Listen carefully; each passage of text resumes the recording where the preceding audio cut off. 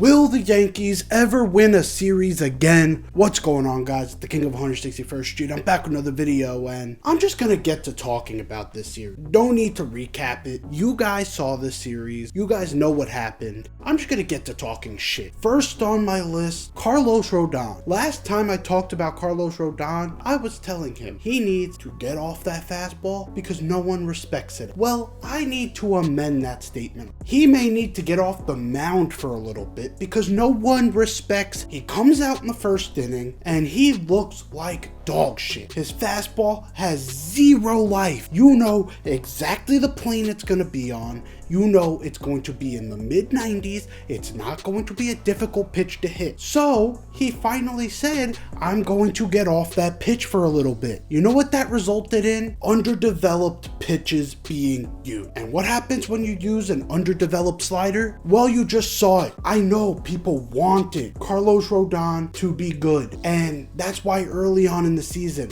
there were a lot of people that were not looking at the warning signs that were there. I was. During that Houston series, the first series of the season, I put on Twitter, that was a concerning start because he got hit a ton, fuck ton, and it just went right to people. Well, you're seeing the results when that doesn't work out. It's almost like he's lost everything that he gained during his time in San Francisco when he was a top 3 pitcher in baseball. I know that he's always been somewhat of a 2-pitch pitcher and it's worked out for him. Well, guess what? Players develop. You gotta develop with them. And yes, I give him credit for developing extra pitches. The problem I have with Carlos Rodon at this moment, it still seems like when the going gets tough, it's always fastball, fastball, fastball. And I get it. You revert back to your instinct when you're in trouble.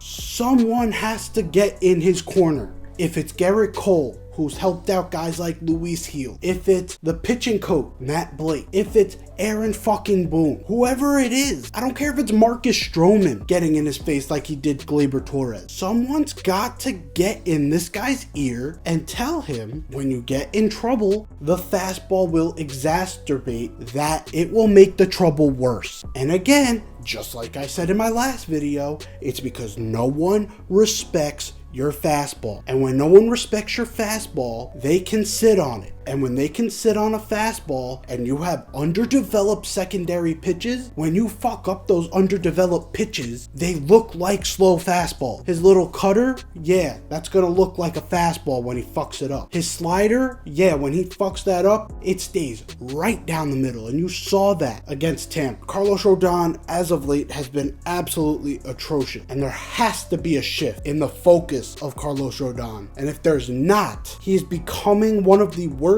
contract the Yankees have ever made. Yes, we're only in the second year. The writing is already on the wall. He's a fastball pitcher who doesn't have a great fastball that's only getting old. It's not a recipe for him to age this like wine. It's a recipe to age this like milk. He's already at the spoiled point. What's it gonna look like next year? What's it gonna look like the year after that? And I'm not a delusional guy. I'm not going to be on here and be like, the Yankees are going to get rid of Carlos Rodon because he is terrible. I'm a rational guy. I know that it would not be fiscally responsible of the New York Yankees to just dump him. They owe him a metric fuck ton of money. He is owed a metric fuck ton of money. You cannot just throw that away. You're going to try and find some value out of it. Some people have brought up on Carlos Rodon starts, you should get in an opener because he sucks in the first inning. It's going to happen either way because he always comes into games with a mindset. It's a mindset thing. It's not a first inning jinx. He comes in and he basically tests his fastball out. And if his fastball's working, he sticks with it. If his fastball's not working, then he starts getting off that pitch. But in that first inning, he plays off that fastball every single time. So you know what hitters have started doing? Jump on the fucking fastball. And yes, it gets them into a little bit of trouble later on in games where he starts to look okay. You know what the problem is? He already gave up 7 runs because no one respects your fastball. It's ridiculous. Us, as the fans, on the sidelines. We have no experience at the professional level, at least most of us. I don't know who's exactly in my subscriber base. I would assume most of us do not have professional experience. It's crazy that we're sitting here and we see it. We see it. How does Carlos Rodon not see it? How does Matt Blake not see it? And if they are seeing it and it's just Carlos Rodon going rogue, that's a problem. I don't know how you address it because, like I said, being rational about the Yankees' financial situation, just dumping him and creating dead money is not responsible. Getting him out of the bullpen wouldn't even help for people who want that, because again, to come out of the bullpen, you need to be coming out of that bullpen fired, right? And it's not just with a fastball. That's not what that means. What it means by firing is everything has to be on point. He takes an inning to get on point. So it doesn't matter even if you had an opener come in for the first inning and then he comes in like the third inning, it doesn't matter. That third inning becomes his first inning. Because again, he plays off of his pitches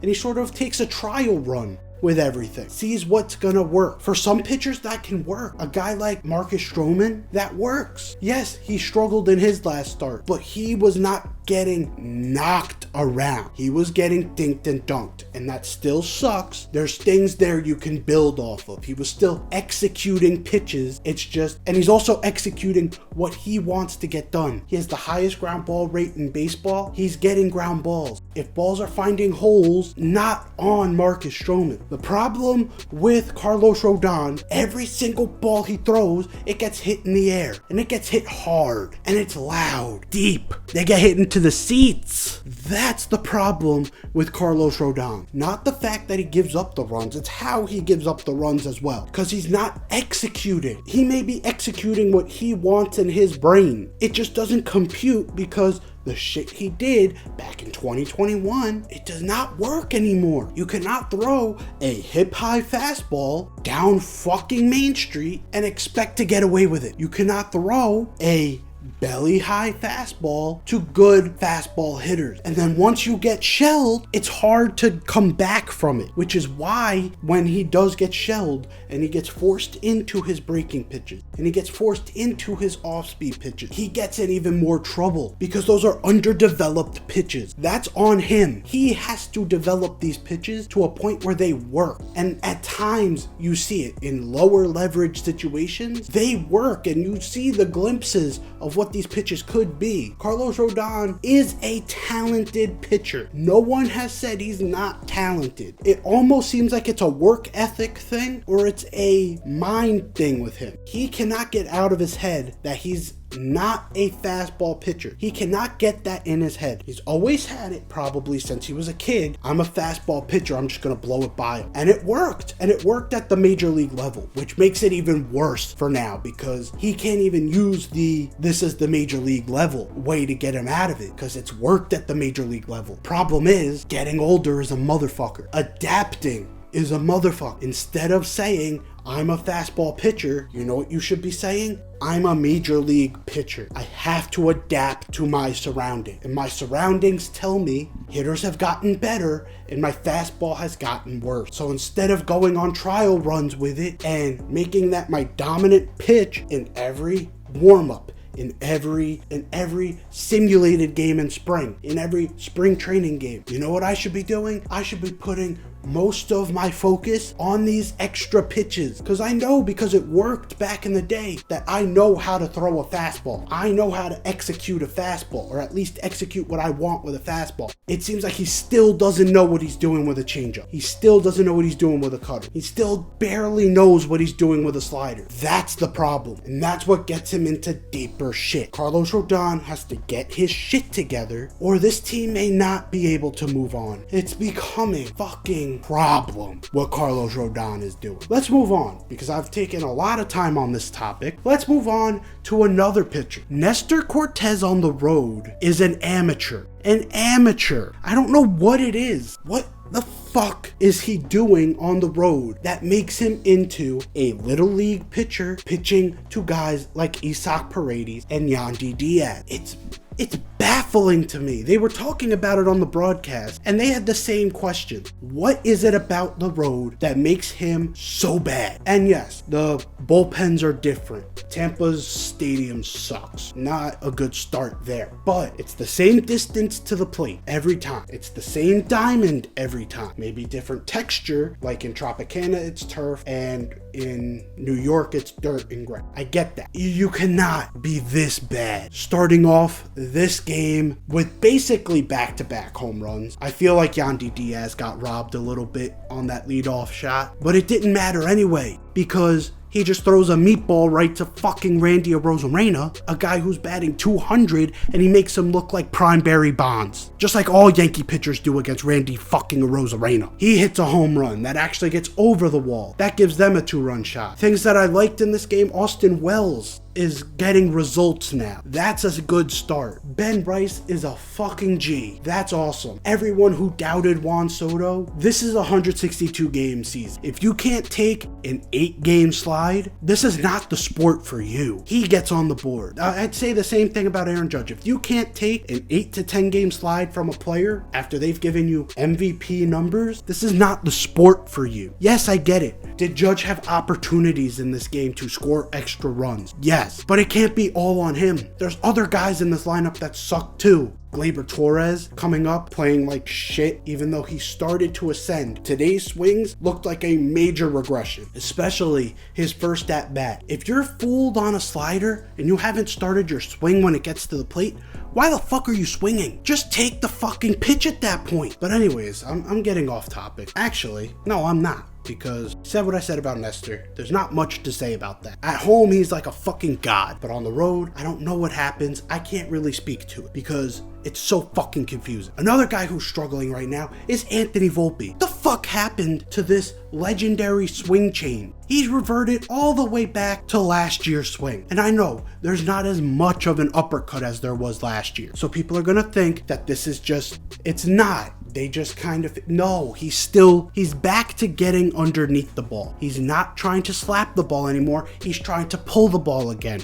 Why do you think teams are shifting on him again? They're daring him to hit it to the right side. That's all he was hitting it to during the entire first couple months of the season. And now they're just handing that pitch, that hit to him, and he's not taking it. I don't know if the leadoff spot gave him this false sense of I have to produce, that he's just now not willing to do a contact swing. He's only good when he plays to his strengths. We saw it last year. Yeah, he hit 20 bombs, but that's not his strength. His strength is getting on base to let the running game work, which is why it actually works out so well when he's at the bottom of the lineup. I was an advocate for him to be at the top of the lineup because, look, for guys like Soto, you would love to get guys in scoring position. But the Yankees are not willing to have guys steal when Soto and Judge are up. So at that point, that becomes obsolete. And then you adjust from there. Now they have Volpe at the 7th spot. I don't even think that's the right move. I think you put him directly back down to the 9, not as a direct punishment to Anthony Volpe, as a springboard. When you have a leadoff hitter at the plate, a position now that they seemingly are going to flip-flop players with, and I understand people were pissed. They moved Ben Rice off the 1 and moved him to cleanup and put Verdugo to the 1. Verdugo was probably not the right guy for the 1. But this is something I have to defend Boone on. The 4 spot has been absolutely abysmal this year. If you're batting below 200 with guys like Judge and Soto in front of you, that is terrible. So what do? You take your higher performing players and you move them to the 4. You say, you know what? You're more valuable driving in Judge and Soto. Ben Rice has probably been our best hitter for the last 2 weeks. And he's only been on the job for less than 30 days. He's not acclimated to the 1. He is not a true number 1 hitter. And I know true number 1 doesn't fully matter on this team, but I think the number 4 spot is a good spot for Ben Rice. And you saw it in this game where he almost willed this team back. If that ball goes to the gap in the 9th, 2-run score, we're tied. And we may not be having this discussion because we would have won a fucking series. But now we're having the tough discussions because it didn't. He's still the right guy for that job. The real thing is going to be finding a guy to take over the one, since Anthony Volpe couldn't handle it. And I understand trying to put a guy like Verdugo there, because you're saying to yourself, sometimes the leadoff spot gets hitters going, and we need Verdugo to get going. I don't think he's the right candidate. He has too much of an uppercut. He swings for too much power. He's going to strike out a lot. You don't want Soto to consistently come up with 1 out every time. That was the problem with Anthony Volpe at the end of his run at the leadoff spot. To me, if we're going to talk about who are the best candidates for the leadoff spot, and this is going to surprise you because he started the year in the leadoff spot and I was the advocate to get him off of it. If we're talking about getting guys going, when is Gleyber Torres at his best? Gleyber Torres is at his best when he's focusing his at-bats to center field, to right field, when he's not focusing on pulling the ball. Keeping Gleyber Torres in the middle of the order forces him to have a mindset to pull, forces him to say, I need to hit for power because I'm in the heart of the lineup. You want to force him to have a mindset to go the other way? Put him in the fucking leadoff spot. He's gonna get pitches to hit because no one wants to pitch to Soto or Judge, so they're gonna try and get him out. It's a perfect opportunity to put him back there, knowing that Volpe couldn't do it. Verdugo is not the right fit. Gleyber could slide right there, at least until we get a new guy. You know, this is gonna be a long video. Until we possibly get a replacement, put Gleyber Torres to that spot and see what happens. Because to be honest, you need to try shit because nothing else is fucking working. We haven't won a series since we beat Kansas City in mid-June. It's basically mid-July. We are 1 series away from the fucking All-Star game. And this series coming up is against fucking Baltimore. And if we're gonna talk about Baltimore, thank God that they are also playing like fucking dog shit. There's a blessing and a curse, because you could look at it as, well, Baltimore had a chance to go up by like 10 games over the past month, and yet we're still only 2 back. They've just lost their like 5th straight game or some shit. It's fucking wild. But you could also look at it as a curse in terms of, you know what our fucking lead would be in the AL East if we just played like an average fucking ball club? We'd have like a 7-game lead. With Baltimore coming up and them struggling, you have to make adjustment. You have to change things up. That to me is something that you really need to look into. But if you're not going to look into that, then Gleyber really holds 0 value to this team. Because if he's in that power hitting spot, yes, he started to hit better. Today's swings tell me he's lost still. He's still trying to find it. It's July. How have you not found it? This is where you have to think to yourself, last year of his deal, struggling to find consistency. You need to look at the trade. Now, he's probably not going to get moved because I don't think teams want to take on his contract just to lose. So, I do still believe Jazz Chisholm could be a circuit breaker in this team. Over the last like 2 weeks, Jazz Chisholm has been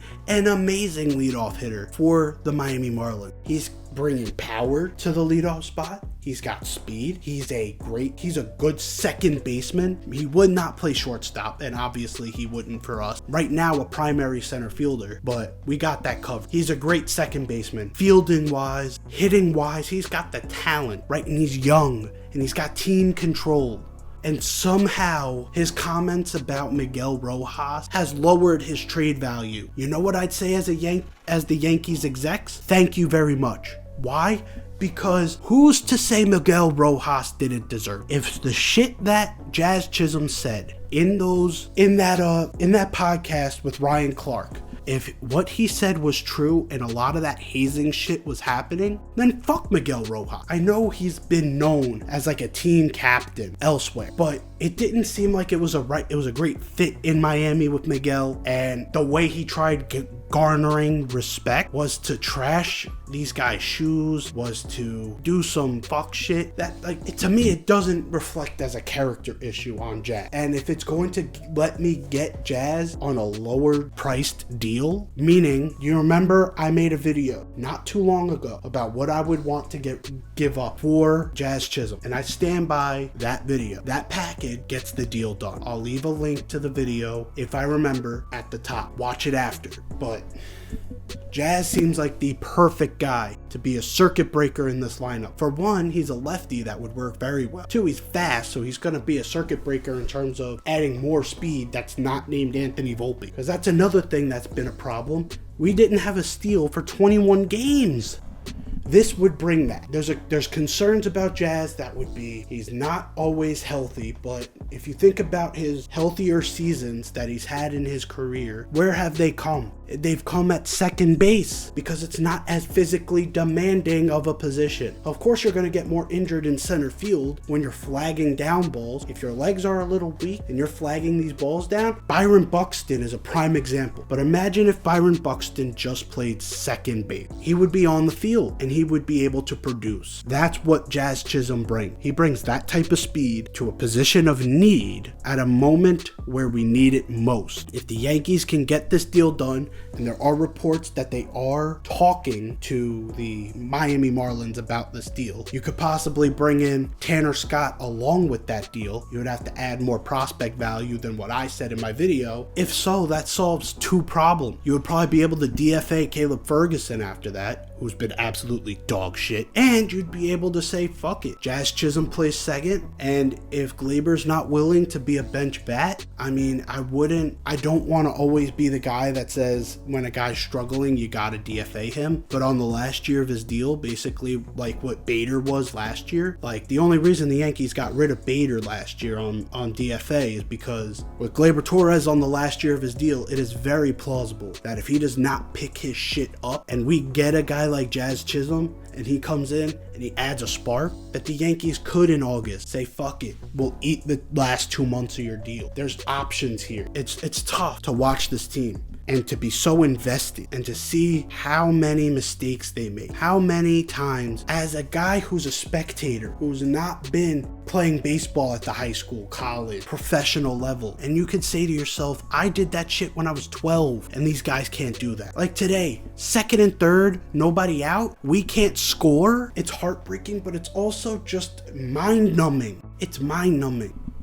But as I say this, I'm going to tell you, I still have faith. I still have faith the Yankees can pull this together. And if they do pull this together, I still believe they have a good shot of at least making it to the dance. And you want to know why? It's like I said earlier. There's no other team, especially in the American League, that is lighting shit on fire. Baltimore had a chance to bury us in a time where we had a historic start, basically like 2022. We had a historic start to the season. And Baltimore was right there with us. And if they maintained that pace, they could have buried us into the ground. We could be 8 games, 10 games back right now in July. It could be basically a dead race. They've hit a rut. They have injury. They're dealing with shit. And if you think about it, we're still top 3 in terms of record in the American League. Cleveland, I don't fully believe in because it's Cleveland. They always find a way to fuck it up. Now that I say that, they're probably not going to fuck it up this year. A team like Cleveland, to me, like Jose Ramirez, super underrated. I just don't know how that team translates to the postseason. When you got a rotation that's a little thin, you know, you were supposed to have a guy like Tristan McKenzie make a leap and he's kind of regressed. It's tough. So there's no team in the American League that I'm looking at and I'm terrified of. Do I think Baltimore is better than us at the moment? Yes. Yes, I do. Am I terrified of them? No. Do I think we have a shot of breaking the streak against Baltimore? Yeah. And if we beat Baltimore to go into the All-Star break, that could be the perfect circuit breaker to get over this run. And post All-Star break, we could hit the ground running and win this division. To me, that's very plausible. And some of you guys have already given up on the season. And you know what? Fine.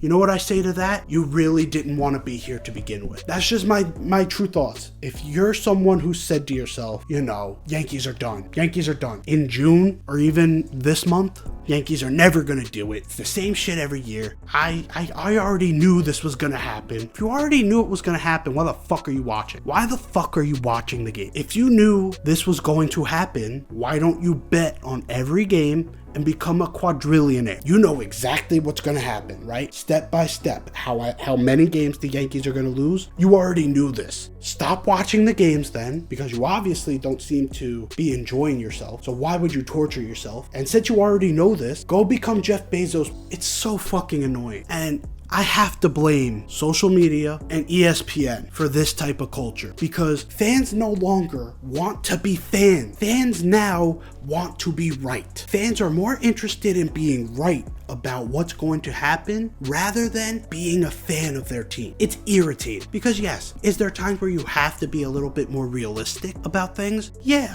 I don't think the Oakland A's should have came into the season and been like, yo, we're World Series contender. That's being overly ambitious. But to have a team that has Aaron Judge and Juan Soto, a team that is still top 3 in the American League, even though they have been the worst team record-wise in the calendar month, it's crazy. Obviously, saying that I have faith in the New York Yankees does not absolve the team of the shortcomings that they've had through the last month. With the trade market and with the talent that is on this team, there's still a lot of ways that we can make this season a success. There's guys that shouldn't be playing. Guys like Trent Grisham, guys like Jahmai Jones. If those guys keep playing, yeah, we may be done. I doubt that's going to be the case. Seems like shortly after we come back from the All-Star break, Giancarlo Stanton's going to be coming back. And boy, do we not give Giancarlo Stanton enough credit how important he is to this squad. The run producing that he creates is paramount to this team's success. And we're seeing its shortcomings because he's been out.